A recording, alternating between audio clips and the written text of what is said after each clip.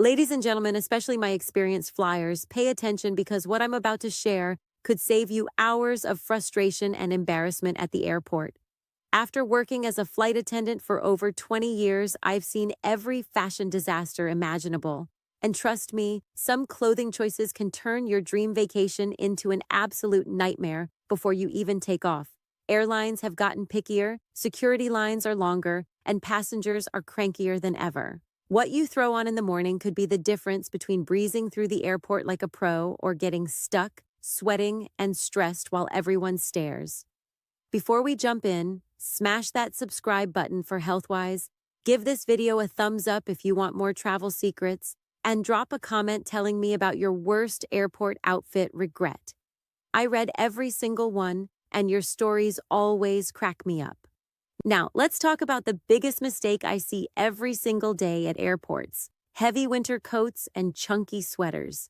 I get it. You're trying to save space in your suitcase, so you wear that massive puffer jacket thinking you're being smart. But honey, when you're standing in that security line looking like the Michelin Man, dripping sweat while trying to peel off layers, you're not fooling anyone. I've watched passengers miss their flights because they couldn't get their boots unlaced fast enough after wrestling with scarves, coats, and sweaters for 10 minutes straight. And once you're on the plane, forget about it. That thick coat becomes your enemy. The cabin's either too hot and you're roasting, or the air conditioning kicks in and you're freezing, but your coat's stuffed in the overhead bin 3 rows behind you.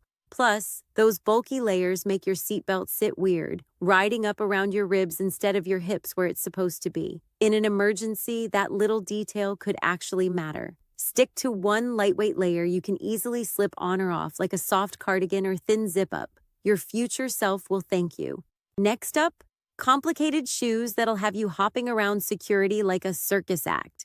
Those knee-high boots with a million laces might look cute, but when you're fumbling with them while a line of impatient travelers huffs behind you, cute goes right out the window. And don't even get me started on high heels. Airport floors are slick, you're rushing to catch connections, and one wrong step can send you tumbling. I've handed out more ice packs for twisted ankles than I care to remember. Here's something most people don't think about until it's too late. Your feet swell when you fly. That altitude does weird things to your circulation. And those snug shoes that felt fine at home can turn into torture devices halfway through your flight. I've seen grown men nearly crying because their dress shoes cut off their circulation so badly. And flip-flops aren't the answer either. Sure, they're easy to slip off, but good luck power walking through those endless terminal hallways without your feet screaming. Plus, in a crowded airport with rolling suitcases everywhere, your exposed toes are just asking for trouble. Go with slip-on sneakers or comfortable walking shoes with good support. Memory foam insoles are a game changer. You'll breeze through security, your feet will stay happy during those marathon terminal walks, and you won't be hobbling off the plane like you've been tortured. Then there's the tight clothing trap. I see this constantly, especially with passengers trying to look put together in their skinny jeans and shapewear. Listen, sitting in a cramped airplane seat for hours while wearing clothes that squeeze you like a sausage casing isn't just uncomfortable, it's actually dangerous. When your circulation gets cut off by tight waistbands and leg-hugging fabrics, you're setting yourself up for swelling, pain, and in serious cases, blood clots. I've had to call for medical assistance because passengers wore clothes so restrictive they couldn't feel their legs by landing. And practically speaking, try climbing over your seatmate to get to the bathroom when your jeans are so tight you can barely bend your knees. It's awkward for everyone involved. Choose stretchy, breathable fabrics that move with you. Yoga pants, soft joggers, or loose-fitting cotton pants will keep you comfortable and safe. Your body needs room to breathe and expand, especially when you're stuck in that aluminum tube for hours. Here's one that drives me absolutely crazy. Passengers who show up looking like they robbed a jewelry store. Every ring, bracelet, necklace, and chunky watch means more time fumbling through security. I've watched entire lines back up because someone couldn't figure out which piece of metal was setting off the detector. And those heavy belt buckles, they get you every single time. But it's not just about security delays. I've seen so many passengers lose precious jewelry in the chaos of travel. Rings slip off in bathroom sinks, bracelets catch on armrests and snap, necklaces get tangled in seatbelts. Once it's gone forever. Keep your valuables safe in your carry-on and stick to minimal accessories. One simple piece is enough. You're traveling, not attending a gala. Now let's talk about something that affects everyone around you. That cloud of perfume or cologne you think smells amazing at home. In a pressurized cabin with recycled air, it becomes absolutely overwhelming. I remember one flight where a passenger's heavy fragrance was so strong it triggered an asthma attack in another traveler. We had to break out the oxygen mask before we even reached cruising altitude. What smells pleasant in open air can turn sharp and chemical-like at 30,000 feet. And because that air keeps circulating, there's nowhere for it to go. You're basically marinating everyone in your scent choice for hours. Your fellow passengers, especially seniors who might be more sensitive, don't deserve to suffer through your fragrance choices. If you want to feel fresh, stick to light, unscented products. A good deodorant and some breath mints will serve you much better than a perfume bath. Here's something that might surprise you. Your t-shirt could literally get you kicked off the plane before it even takes off.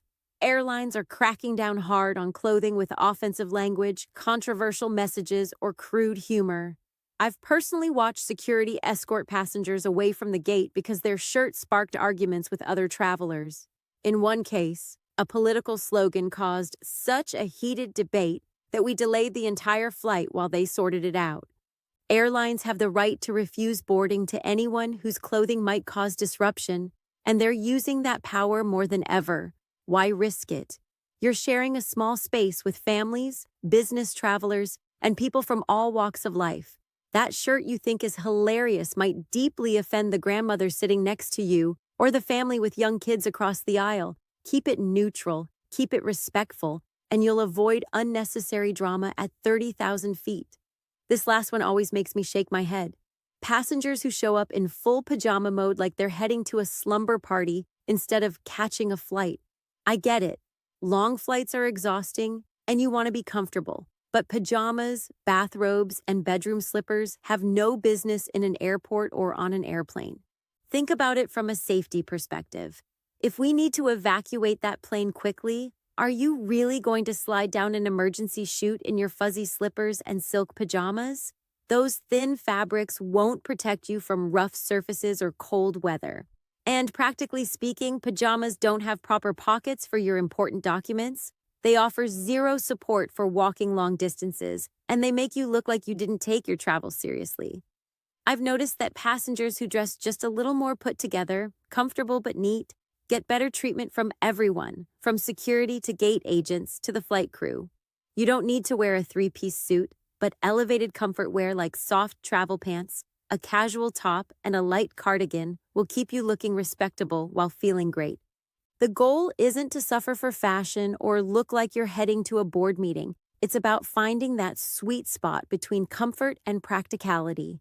When you dress smart for travel, everything else becomes easier. You'll move through security faster, feel better during the flight, and arrive at your destination looking refreshed instead of disheveled.